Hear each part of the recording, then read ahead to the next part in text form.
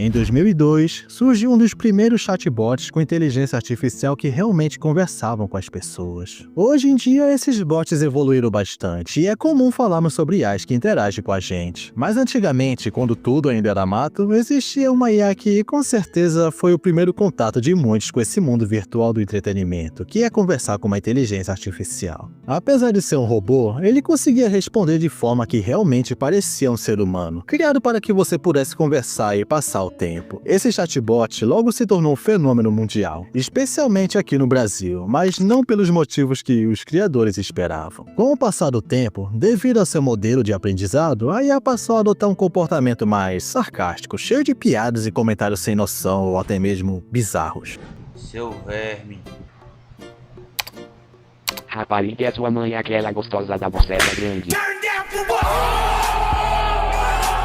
Marcando uma verdadeira era de ouro por um bom tempo. E sim, eu estou falando dele mesmo, o SimSim. Quem aí se lembra dele? No vídeo de hoje, vamos comentar sobre a ascensão desse pintinho satânico que proporcionou muitos momentos hilários para a gente. E também sobre sua queda, recheada de polêmicas que culminaram em seu banimento em vários países, incluindo o Brasil, e nas reformulações que permitiram seu retorno. E sim, o SimSim conseguiu ser banido no país da zoeira, o que é um tanto quanto engraçado. E nós vamos comentar sobre isso ainda nesse vídeo. Bom, eu sou o Refrigerante, e sem mais enrolação para o vídeo chegar aos 10 minutos, vamos nessa.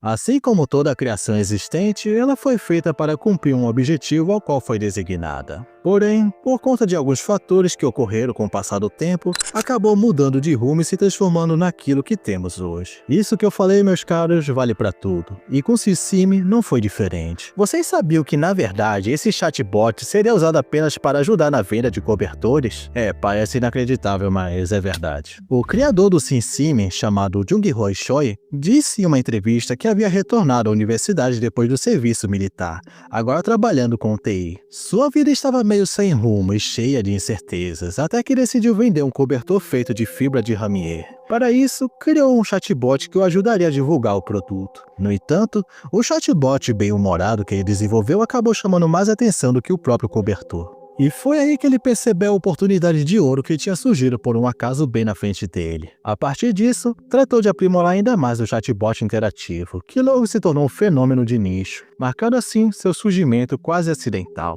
Agora reformulado e com um novo propósito, em 2002, Choi lançou ao mundo, junto com a empresa IS Maker, um dos primeiros chatbots, o SimSim, ou se você preferir, Tintimi, como os coreanos costumam dizer. Cara, sinceramente eu prefiro chamar de SimSim mesmo, é menos zoado. Que em português o nome significa entediadinho. O que faz um certo sentido, já que o SimSim, diferente da IA original, criado com fins de marketing, foi feito para o puro suco do entretenimento. Faz sentido, beleza. Você prefere preto ou com leite?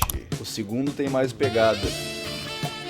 É bicha. Seu objetivo era bem simples, ajudar as pessoas a passarem o tempo e se divertirem conversando com um robozinho, que parecia até uma outra pessoa do outro lado da tela. E isso por si só já era bem da hora e inovador. Pode até parecer mágica, mas havia uma fórmula por trás do funcionamento do SimSim. Um sistema que gerava respostas conforme você enviava mensagens para ele. Diferente de outras IAs, o SimSim aprendia diretamente com os próprios usuários. E quando eu digo usuários, estou falando de qualquer pessoa mesmo, qualquer um podia ensiná-lo. Seu sistema era extremamente simples, funcionava com base em entradas e saídas, alimentado por usuários reais. Você digitava uma pergunta, o sistema buscava uma resposta baseada naquilo, se não houvesse uma, ele pedia para você ensiná-lo. Essa resposta então era armazenada e poderia ser usada em conversas futuras. Ou seja, o SimSim virava quase que uma Wikipédia de palavras e frases, que em outras palavras, foi aí que começou toda a putaria que faria dele um dos chatbots mais engraçados já criados.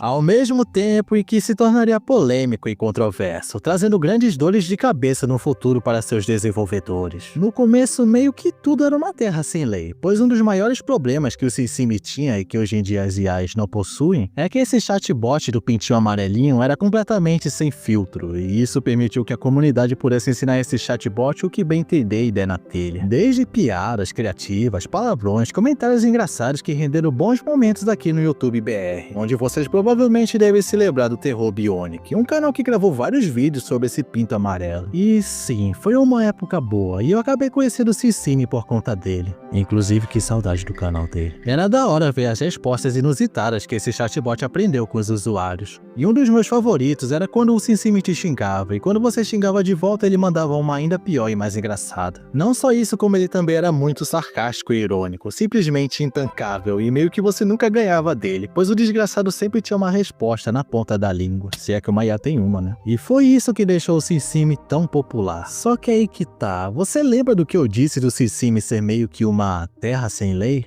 Pois é, o Cincine não aprendia somente piadas, como também coisas mais pesadas e secas, como comentários brutais, tipo mandando a pessoa se multar de que ela deveria ser estudada, enfim, só coisa boa. Tudo isso causado por usuários maldosos que se aproveitaram de um chatbot para falarem coisas erradas. E foi aí que o Cincine virou praticamente um amontoado de merda, por conta da comunidade. Não só isso, como os usuários aproveitaram essa liberdade criativa e democrática não só para fazerem o mal, mas como também colocar questões políticas, xingar determinadas pessoas e iriá.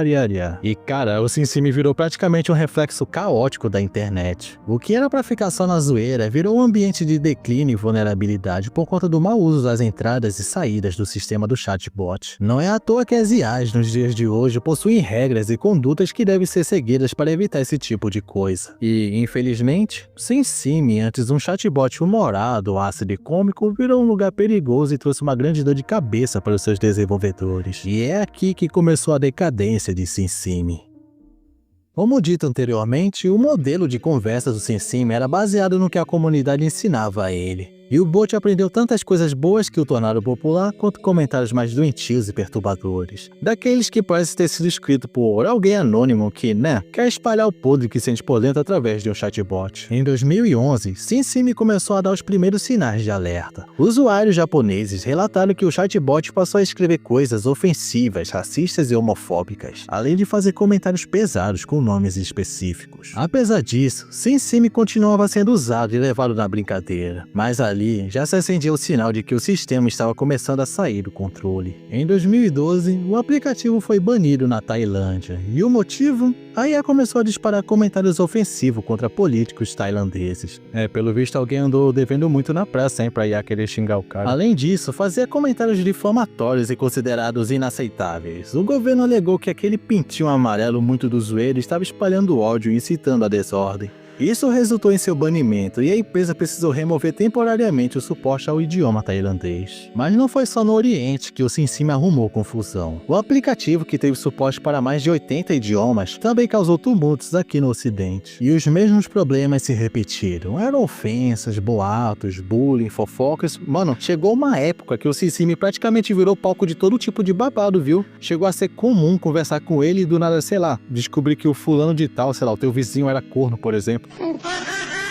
Por causa disso, uma das medidas adotadas foi a criação de um sistema de denúncia de mensagens e filtro para palavrões, a fim de tentar dar uma freada no comportamento do Cincine e evitar que a situação piorasse. E cara, a lista de polêmica só cresceu. Em 2016 e 2017, o Cincine começou a soltar comentários incentivando a automutilação até o suicídio. Isso gerou preocupação entre os pais e levou a investigações. A Cincine Inc., como passaram a ser chamados futuramente para se associar ao chatbot, implementou então filtros de linguagem ainda mais rígidos. Não só isso, como o chatbot amarelinho acabou sendo proibido em escolas de vários países. E em 2018 foi suspenso aqui no Brasil por conta de mensagens impróprias, o que gerou duras críticas. Muitos pais pediam que o amigo digital fosse banido de vez, trazendo mais uma dor de cabeça para a IS Maker, a empresa coreana responsável pelo Cincine.